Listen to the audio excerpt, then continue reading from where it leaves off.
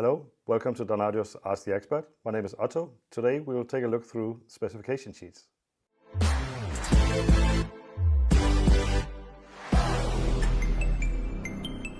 So that's a point I'd like to make about power handling. I've seen a lot of people seem to compare it with power supplies.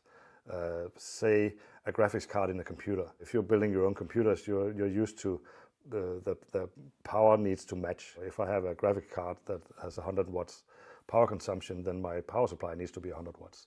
But an amplifier is not a power supply. So you have to get rid of that mindset when you're trying to match the amplifier to the loudspeaker. It's a different situation. The amplifier contains a power supply, but that's a different story. The difference is the power you're actually delivering to the loudspeaker is being controlled by the volume control.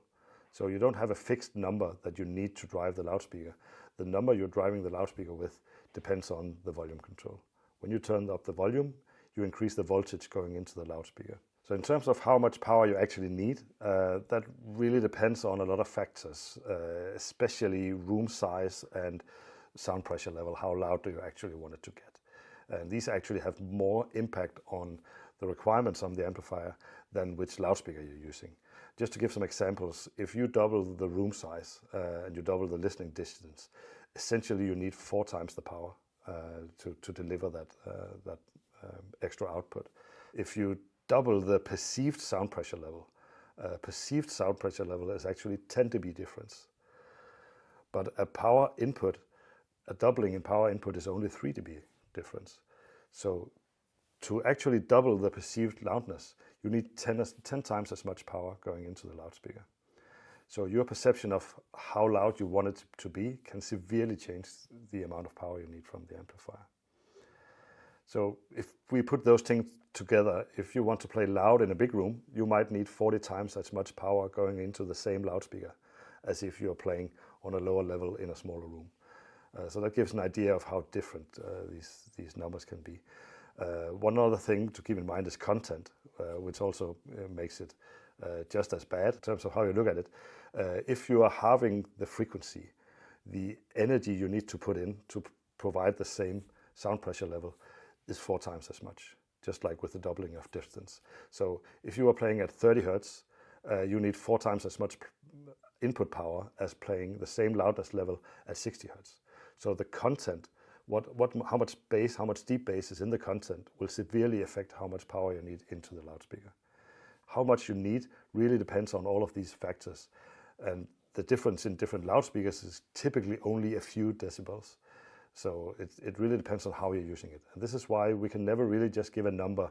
This is how much amplifier power you need for your specific loudspeaker, because we don't know what the situation is. Very often I get the feeling that one of the reasons people are very focused on this number for power handling is people are afraid of breaking their loudspeakers. You know, if you play too loud, you can damage your speaker, which is true.